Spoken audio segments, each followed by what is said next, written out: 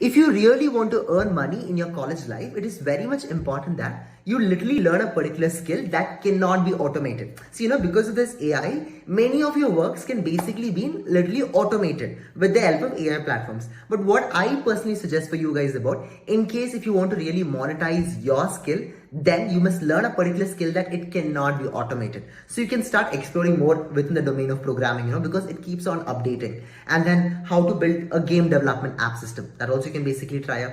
Third thing could basically about learning a particular skill which can involve, for example, video editing.